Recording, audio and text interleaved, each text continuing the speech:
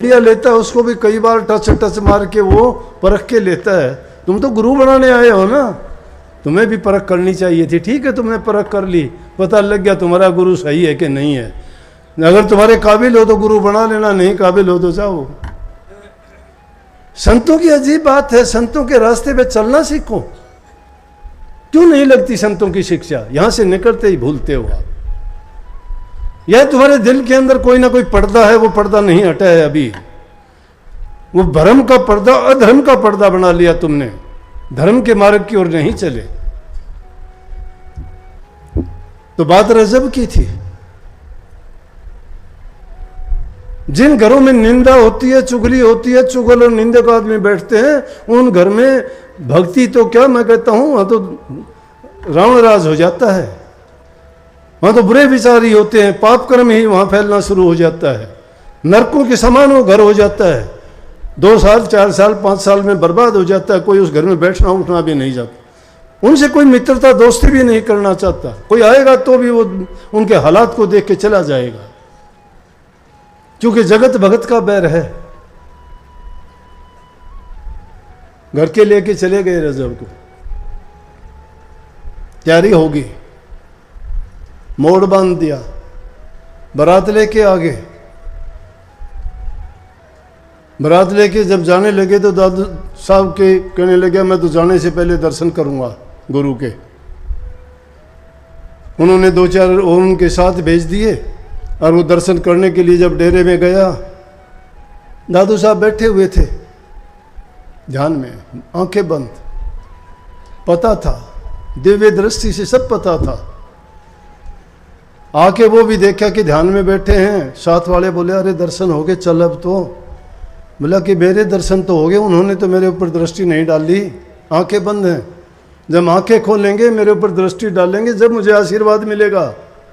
दीदम दीदा जब तक नहीं हो जाता मुझे कुछ नहीं मिलता, मैं नहीं जाता। बोला देर होगी। घंटे बैठे, 2 घंटे बैठे। दादू साहब की जब आँख खुली, दादू साहब ने देखा और देख के हंसे। शादी वाले कपड़े देखे और चेहरे पर लिपा पुताई जो कर रखी थी वो देखी, शेरा वेरा बांध रखा था वो देखा। और देख के तुलना करी दादू साहब ने कि देखो माया का खेल, क्या आडंबर रच दिया। कहाँ चला था? भक्ति के रास्ते पे चला था, दरबार में रहता था, सेवा करता था, भक्ति करता था, प्रभु के गीत गाता था। कितना पवित्र हृदय था, मस्त मगन रहता था। आश्चर्य के ऊपर, चाहे इसने कितने भी तैयारी की है फिर भी वो बात नहीं है, खुश नहीं है। और देख के आखिर वो वचन फरमा ही दिया। दादू साहब कहने लगे रजब तूने गजब किया। और क्यों सिर बांधा मोड़, चला था हरि मिलन को करी नरक मठोड़। जैसे रजब के दिलो दिमाग विचार ख्याल हृदय पार निकल गई है वाणी, छलनी बना दिया उसके हृदय को, उसकी सोच विचार ख्यालात बंद कर दिए। एकदम ऐसा हो गया जैसे आकाश से उड़ता हुआ जमीन पर आके गिर गया धड़ाम देश। सोच विचार ख्यालात सब बंद हो गए। सोचा कि ओह क्या किया मैंने, बहुत जुल्म हो गया, पाप हो गया मेरे से। गुरु ने मुझे क्या रास्ता दिखाया था, हम किस रास्ते चल दिया। उसी जगह से कह दिया कि मैं शादी नहीं करूँगा। घर वाले आए कि दादू साहब इसको समझाओ। बड़ा समझाया कि जा भाई। बोला कि नहीं, छोटे भाई की शादी कर दो, उस लड़की के साथ मैं नहीं जाऊँगा। क्या क्या सपने नहीं देखे होंगे शादी से पहले उसने। शादी होगी, पत्नी घर आएगी, बच्चे होंगे, जीवन ये होगा, खुशी होगी, ये काम करूँगा, ये कारोबार होगा। लेकिन गुरु के एक वचन ने ये भूली वस्तु वो थी जो भूल गया था। वो बिगड़े हुए काम ये नहीं कि उनका आपस में जूत बाज गया। बिगड़ी का मतलब है कि भटके हुओं को गुरु संभालता है, लेकिन गुरु का होना चाहिए। जिसने गुरु को ही पीठ दिखा दी हो, गुरु उसको कैसे संभाल लेगा? गुरु के सन्मुख हो तो गुरुमुख कहलाते हो, लेकिन गुरु के विचारों को त्याग देते हो तो मनमुख कहलाते हो। मन की आज्ञा में चलते हो, मन के कहे में बैठते हो। अरे गुरु की बहक में आओ, गुरु जो कहता है, गुरु का स्वार्थ नहीं है, तुम्हारे लिए तुम्हारा हित करते हैं। अब तो समझते ही नहीं। छोटी सी बात मेरे से कहे बिना नहीं रहा जाता। सुबह 5 बजे निकलता हूँ, सत्संग होता है, 3 घंटे तक आपके सामने बैठता हूँ। थोड़ा बहुत इधर उधर चलो, भंडारा देख लिया, लड़कियाँ सेवा करती हैं ये देख लिया, क्या क्या प्रसाद बनाया देख लिया, दृष्टि डाल दी, प्रसाद शुरू करने का हुक्म दे दिया। देखता हूँ कि नहीं, 3 घंटे बैठता हूँ, सारे बात करते हैं उस दौरान भी। फिर सत्संग घंटा 1.5 घंटा सत्संग भी होता है, फिर नामदान का टाइम भी होता है, घंटा 1.5 घंटा उसमें भी लगता है, फिर 2 घंटे 2.5 घंटे का सफ़र भी होता है। लेकिन फिर भी मतलब इन सोच क्या बताऊं। कल अपना DFO साहब थे, मैंने पूछ लिया मैं क्या हालचाल है, बोला जी हालचाल क्या है, कभी यूं घूमते हो जिद हमारी स्टॉल पर नहीं आते आप, किताबों वाली पर हमारी स्टॉल पर नहीं आते आप, और सब जगह जाते हो। अरे रात दिन तुम्हारे पास रहने लगा, स्टॉल पे जाने के बाद में स्टॉल तिर जाएगी कि तुम उसमें विमान में बैठ के तिर जाओगे। मतलब तुम्हारा हित इतना ही है कि मैं तुम्हारी जाके हर आदमी की हाजिरी मारूं। तुम्हारे ख्यालात क्या है, सोच क्या है तुम्हारी?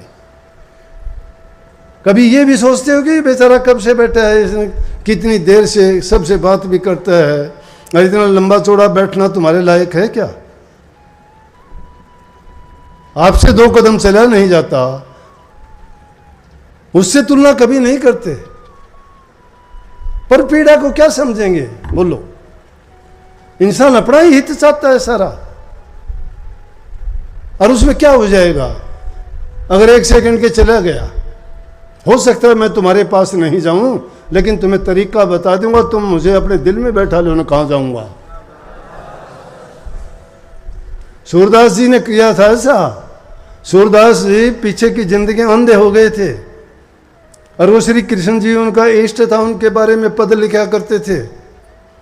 तो पद लिखते लिखते पहले लिखते थे तो उनमें लिखते थे सूर, नीचे के पद में अपना नाम सूर लिखते थे। लेकिन अंधा होने के बाद वो लिख नहीं पाए, परंतु क्या कहते हैं कि जो भी वो उन्होंने उस अंधा होने पर पद लिखे, उन पदों को श्री कृष्ण जी लिखते थे उनके लिए, और श्री कृष्ण जी प्रकट होकर लिखते थे। और वो किस तरह से उनके उन पदों में आज भी पहचान है, उनमें उन्होंने सूर श्याम लिख दिया। पहले के पदों में सूर था जब वो आंखों से देखते थे, और बाद के जो श्री कृष्ण जी ने लिखे उन्हें सूर श्याम लिखा है।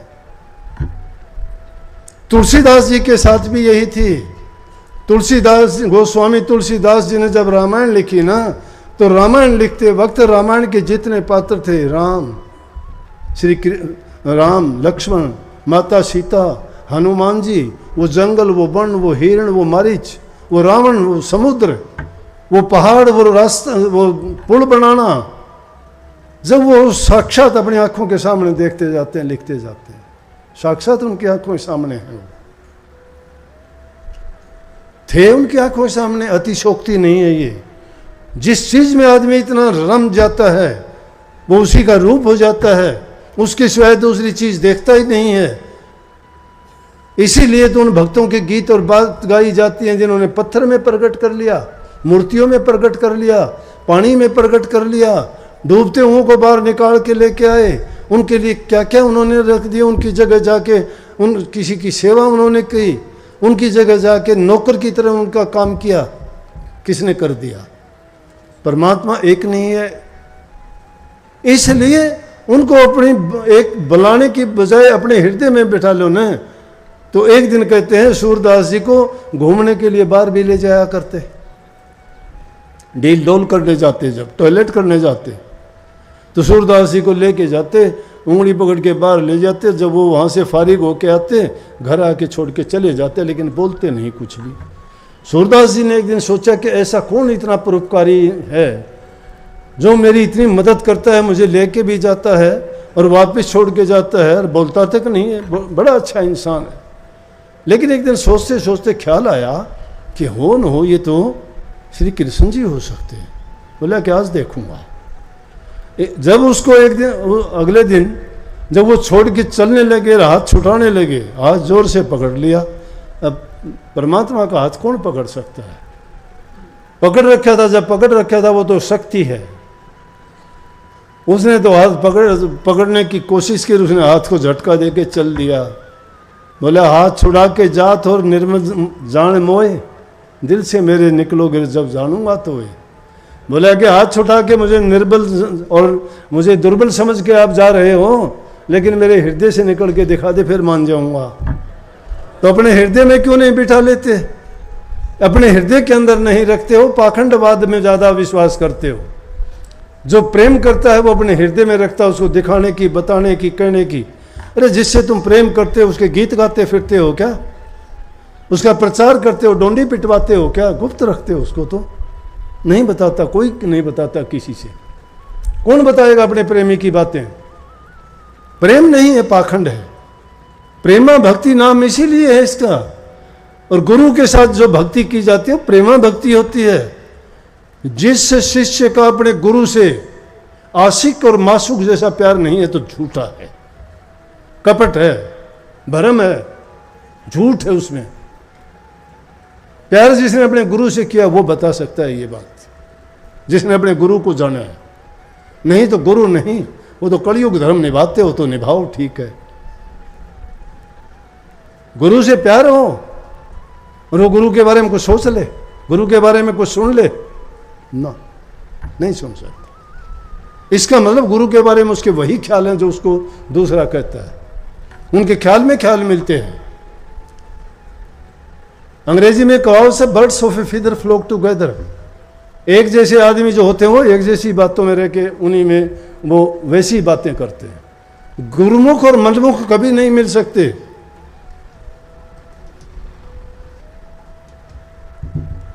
जिनकी जो सच्चाई के साथ लगते हैं ना, वही दादू साहब के टाइम की बात है। पीथा नाम का डाकू था, दादू साहब के पास चला गया, डाके डालता था। जब दादू साहब के सत्संग सुने, बातें सुनी, वाणी सुनी, ज्ञान और विवेक जाग गया उनका। पिछले संस्कार थे, कोई अच्छे कर्म थे उनका। जब वो ज्ञान जागा, सब कुछ छोड़ के डाकुओं से कह दिया मैं डाका नहीं डालूंगा।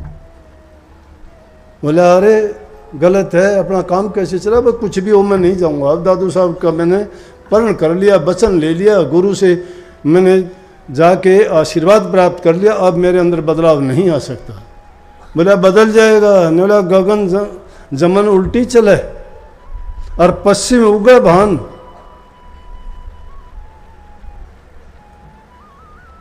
और पिता चोरी ना करे, गुरु दादू की आन कि पिता अब चोरी नहीं करेगा। चाहे गंगा जमुना उल्टी बहने लग जाओ, पहाड़ से आती है, चाहे मैदान से पहाड़ पर चढ़ जाओ, चाहे सूरज पूर्व की बजाय पश्चिम में उग जाए, लेकिन पिता अब चोरी नहीं करेगा, क्योंकि गुरु दादू की आन है मुझे। गुरु दादू ने मुझे नियम दिए हैं, उन्होंने मुझे प्रण से बांधा है। और गुरु के प्रण में बंधने के बाद ऐसा कोई बंधन नहीं होता जो उससे भी ज़्यादा मजबूत हो या तोड़ सकता है। वो गुरु उनकी निभाते हैं।